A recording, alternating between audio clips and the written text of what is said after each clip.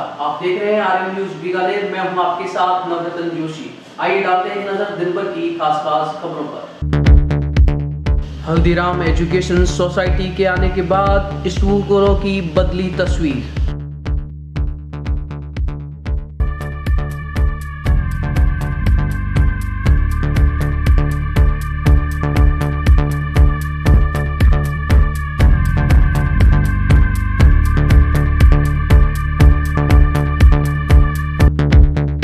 एक बार फिर विवाह समारोह को लगी कोरोना की नजर।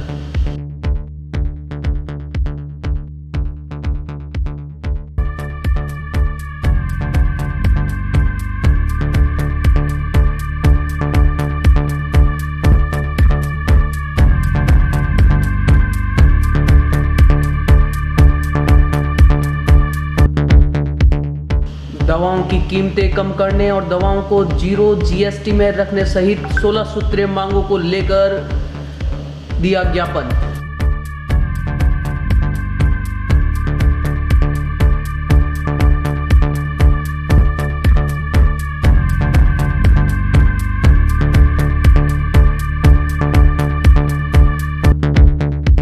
अलवर घटना के विरोध में जयपुर में आरएलपी कार्यकर्ताओं ने किया प्रदर्शन।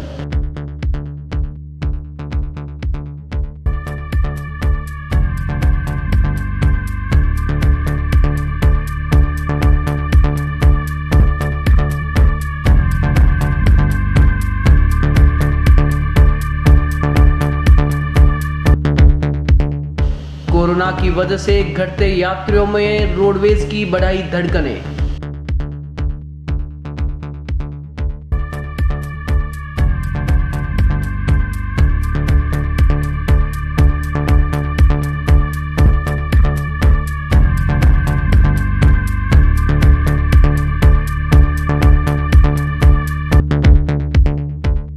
उदयपुर यूनिवर्सिटी में विद्यार्थी परिषद का हुआ हंगामा।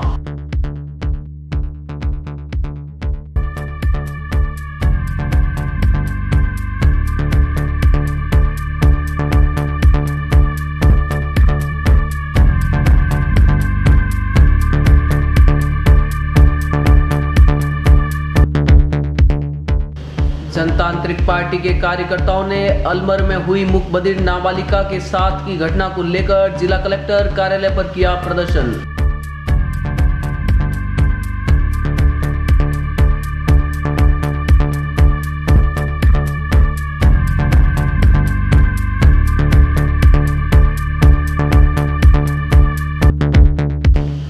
अक्षय पात्र फाउंडेशन द्वारा 130 परिवारों को सूखा राशन किट किए गए वितरित।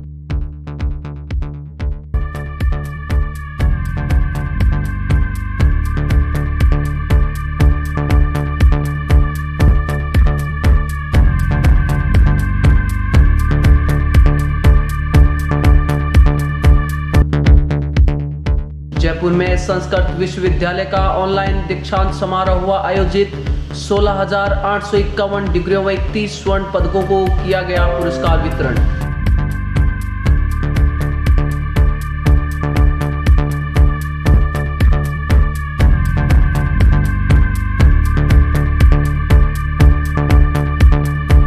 अब खबरें विस्तार से। बीकानेर की राजनीतिक जगत का एक अनोखा नाम देव सिंह भाटी, जो आए दिन किसी न किसी चर्चा में रहते हैं। पिछले 13 जनवरी से गोचर भूमि को बचाने में देव सिंह भाटी लगातार अनशन कर रहे हैं और हड़ताल पर बैठे हैं। जहां एक और राजनीतिक धरनों में राजनीतिक नारेबाजी होती है, वहीं इस आंदोलन में वेद मंत्र गूंज रहे हैं। यज्ञ में आहुतियां दिया जा रही है, वे भजनों से साथ धरनार्थियों को बांधा जा रहा है। राजनीतिकों के साथ साथ साधु संतों का धरना स्थल पर आना जारी है। इस अवसर पर विमर्शानंद जी महाराज ने कहा कि गोचर को बचाना सबका दायित्व है। उन्होंने कहा, गोचर है तो गाय है और गाय है तो सनातन धर्म है, यही धर्म है तभी हिंदुस्तान है। महंत जी ने कहा कि सरकार, समाज, सन्यासी व आमजन की भागीदारी से ही गोचर को बचाया जा सकता है। उन्होंने कहा, यह धरना समाज की जागरूकता के लिए सरकार की नीतियों के खिलाफ उठाया गया सकारात्मक कदम है।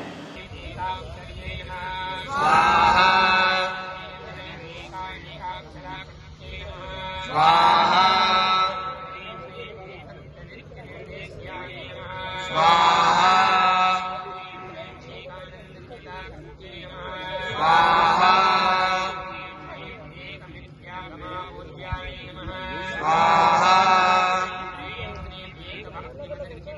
हल्दीराम एजुकेशन सोसाइटी द्वारा बीकानेर के 4 राजकीय स्कूलों को गोद लिया गया है। स्कूलों को गोद लेने के बाद इनकी कायाकल्प बदल जाएगी।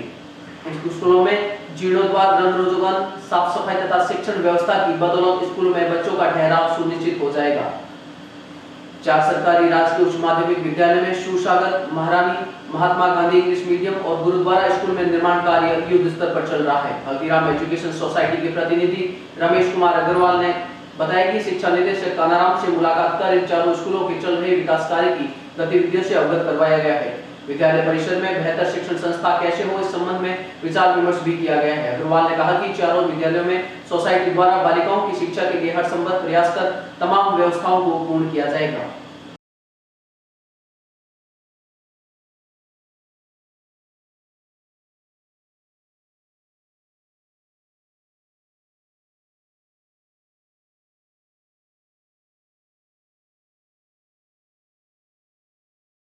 मकर संक्रांति के बाद बीकानेर में वैसे तो विवाहों की धूमधाम शुरू हो चुकी है, लेकिन कोरोना का साया इस बार भी नजर आ रहा है। शादी समारोह में सीमित संख्या के चलते किसको आमंत्रित किया जाए और किसको नहीं, ये लोगों के मन में सवाल घूम रहा है। कोरोना से पहले बड़े स्तर पर विवाह आदि को लेकर बुकिंग कैंसिल हो रही है। विवाह व शादी समारोह को बड़े भवनों का दायरा अब अपने खुद के मकान तक ही सिमट कर रह गया है। ऐसे में मेहमानों की संख्या 500 होगी या उससे अधिक होगी, ये आने वाला समय बताएगा। कार्यक्रम शुरू है, ऐसे में विवाह संबंधित व्यवसाय से जुड़े लोगों के चेहरों पर भी निराशा आ रही है। सरकारी गाइडलाइन के बाद लोग भवन और गार्डन और बगीचे में दिए गए किराए को वापस लेकर बुकिंग कैंसिल करवाते हुए नजर आ रहे हैं। कम से कम 75% भवनों की बुकिंग कम हो गई और जो लोग शादियां करे हैं ना, उन्होंने खास का परिवार के लोग इधर उधर से कोई नहीं बुलाए और बहुत बड़ा फर्क पड़ा है। बहुत लोगों ने तो ब्याह शादी कैंसिल भी कर दी है, क्योंकि जब ब्याह एक बार होता है तो इसलिए उन्होंने कैंसिल कर दिए कि जब तक अपने मजे नहीं लेवे। इस तरह की स्थिति है। हमारे भी भवन है, उसमें कम से कम 12 शादियाँ करते हैं बुकिंग, 3 शादियाँ हो रही है, 9 शादियाँ कैंसिल कर दी। 3 शादियाँ हो रही है, 3 शादियाँ हो रही है। और आगे ओलंपिक साहब को देखते हुए बुकिंग आ रही है या नहीं आ रही है? ओलंपिक साहब को देखते हुए कोई बुकिंग नहीं आ रही है अभी तो कुछ नहीं आ रही। लोग बाग जो करेंगे मैं समझता हूँ घर में ही करेंगे। 10-5 जैसे पहले सावे बुकिंग होती थी ना, तो 15-20 लोग आते थे। दिसंबर में 2 शादियाँ थी, वो कैसी रही? वो भी क्या लोगों को पहले से आगाह हो गया था, तो उन्होंने बहुत संयम में से काम किया। दवाओं की कीमतों को कम करने और दवाओं पर जीएसटी को शून्य करने के लिए मेडिकल रिप्रेजेंटेटिव एसोसिएशन द्वारा आज 16 सूत्रीय मांगों का ज्ञापन सौंपा गया। अखिल भारतीय संगठन MFRI के आह्वान पर की गई इस हड़ताल के दौरान मेडिकल रिप्रेजेंटेटिव की ओर से जिला कलेक्टर कार्यालय के समक्ष प्रदर्शन भी किया गया। इससे पहले आंदोलनकारियों ने सांकेतिक रैली भी निकाली। प्रदर्शनकारी दवा और मेडिकल उपकरणों की ऑनलाइन बिक्री पर रोक लगाने, न्यूनतम वेतन 26,000 करने, अनफेयर मार्केटिंग बंद करने की मांग कर रहे हैं। हड़ताली एमआर ने कहा कि अगर मांगे नहीं मानी गई तो आने वाले दिनों में बड़ा आंदोलन किया जाएगा।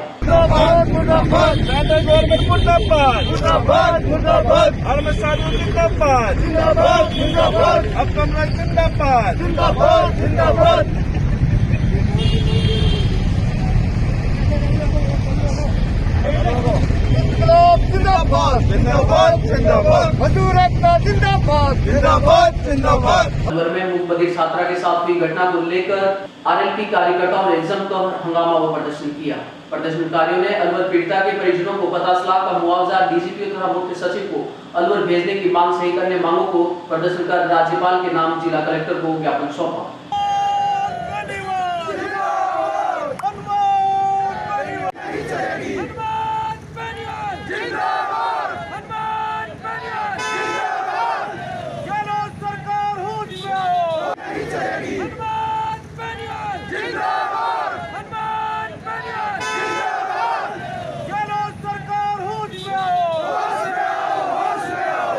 कई जगह ऐसा हुआ तो काफ़ी रेप के और ऐसे केसेस में कमी आई है, तो ये भी हमारी प्रमुख मांग रहेगी। अब आपको लगता है खुलासा हो जाएगा मामले का?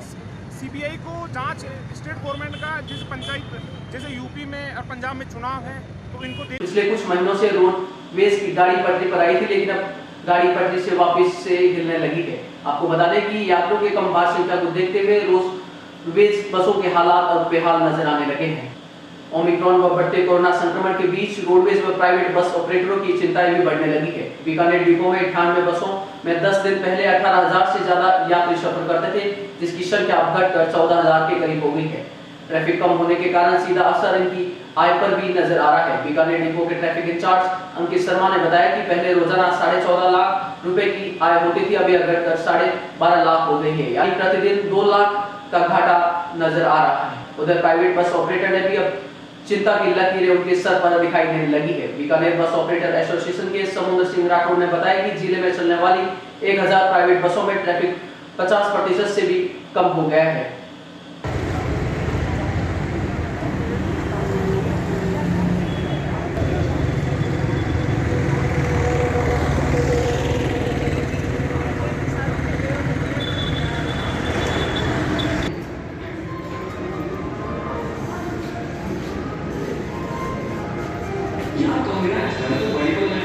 उदयपुर का मोहनलाल सुखाड़िया विश्वविद्यालय इन दिनों राजनीति का अखाड़ा बना नजर आ रहा है। अखिल भारतीय विद्यार्थी परिषद के कार्यकर्ताओं ने विश्वविद्यालय के सभी संगठक महाविद्यालयों को बंद कराते हुए वित्त नियंत्रक एवं रजिस्ट्रार CR देवासी के साथ निजी महाविद्यालयों के मालिकों के द्वारा की गई मारपीट की घटना का विरोध दर्ज करवाया और प्रशासनिक भवन के बाहर जमकर नारेबाजी भी की।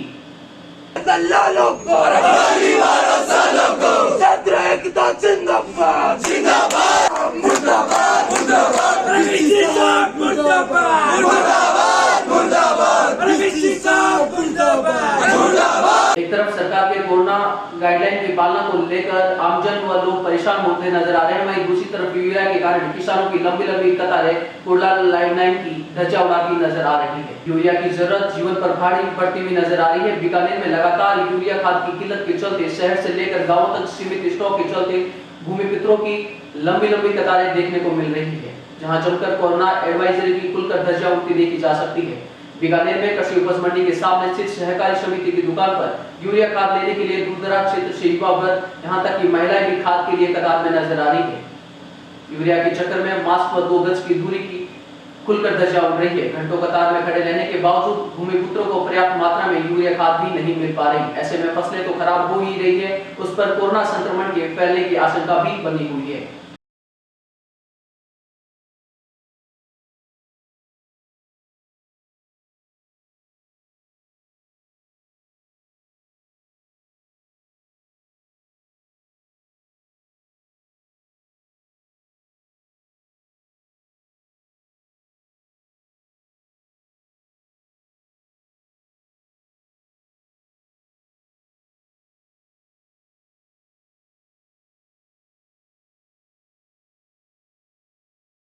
वक्त हो चला है एक छोटे से ब्रेक का। ब्रेक के उस पार भी खबरों का सिलसिला रहेगा जारी, आप बने रहिए हमारे साथ।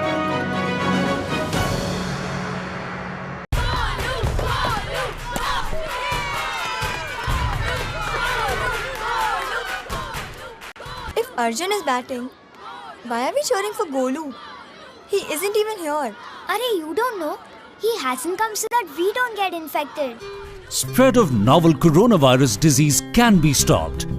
Staying away from public places when you have fever with cold and cough could stop spreading it. Help us to help you.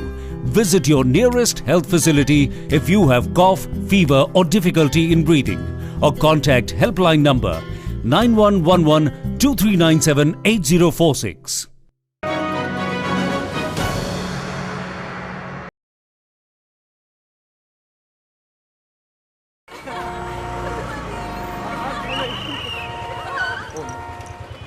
बैठिए मैडम बैठिए। अरे देखो इनको, इनकी नाक देखो, बिल्कुल अपने पिताजी से मिलती है। देखो इसकी आंखें देखो। पता है तेरे पिताजी ने हमें हंसाया है, रुलाया है, मनोरंजन दिया है। मतलब कौन सा गाना था? एक चतुर नार बड़ी होशियार है, क्या गाना था वो? ओए बिट्टू, तू यहाँ क्या कर रहा है? और ये दोनों लड़कियां कौन है? देखिए भाई साहब, आप कौन है? जी मैं इसका बाप हूँ। आप इसके बाप हैं? महमूद का बेटा नहीं है तू? अरे हास्य कलाकार महमूद, ये तेरे बाप का रोड नहीं है? जी नहीं। तो फिर बिना हेलमेट के 2 लड़कियों को बिठा के रूम रूम करते शर्म नहीं आती तुम्हें? चलान तो कटेगा भैया तेरा। और अभी उतर के लेके जाओ। आपकी और सबकी सुरक्षा के लिए कृपया ट्रैफिक नियमों का पालन कीजिए, क्योंकि रोड किसी के बाप का नहीं है। शाबाश। सड़क सुरक्षा जीवन रक्षा।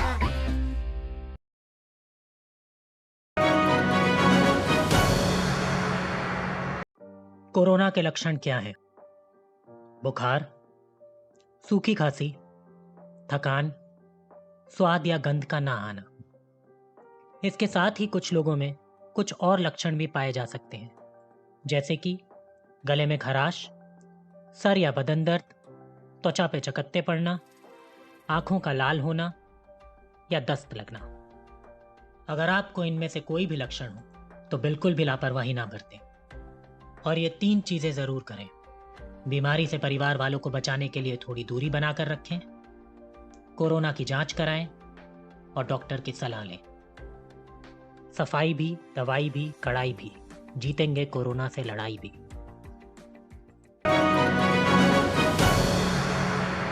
ब्रेक के बाद फिर से आपका स्वागत है। बीकानेर के सरकारी दफ्तरों की हालत बयां करें तो बीकानेर में सरकारी दफ्तर हेरिटेज लुक में नजर आते हैं, लेकिन हेरिटेज लुक को पीपल का ग्रहण सा लग गया है। कुछ दिनों में बीकानेर निगम में रात को कमिश्नर रूम का प्लास्टर गिर गया। नगर निगम कमिश्नर के रूम में प्लास्टर और फॉल सीलिंग टूट गई। जब कक्ष में सफाई के लिए रूम खुला तो पता चला 8 साल पहले ही निर्माण हुआ था इस बिल्डिंग का और नई बिल्डिंग के लिए 1.5 साल से फाइलों में 5 करोड़ का प्रस्ताव रुका पड़ा है। अभी भी नगर निगम में तमाम कमरे जर्जर हो चुके हैं। 1.5 साल पहले दीनदयाल सर्किल के 3 मंजिला इमारत बनाने के लिए 5 करोड़ का प्रस्ताव बना था, लेकिन वह फाइलों में बंद होकर रह गया।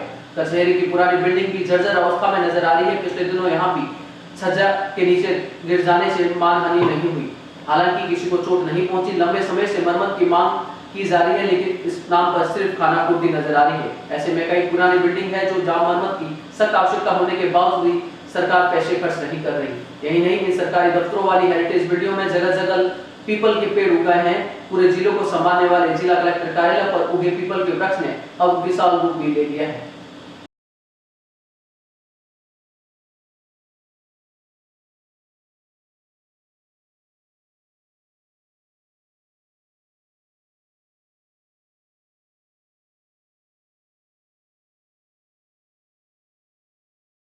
कोरोना संकट काल में अक्षय पात्र फाउंडेशन द्वारा 130 गरीब परिवार को राशन किट प्रदान किए गए। राजकीय प्राथमिक विद्यालय में आयोजित हुए कार्यक्रम में सूखा राशन सामग्री के किट वितरित किए गए। इस दौरान मौके पर चंपालाल चौधरी, श्रीचंद्र गोदारा सहित स्कूल के शिक्षक व प्रशिक्षक मौजूद रहे।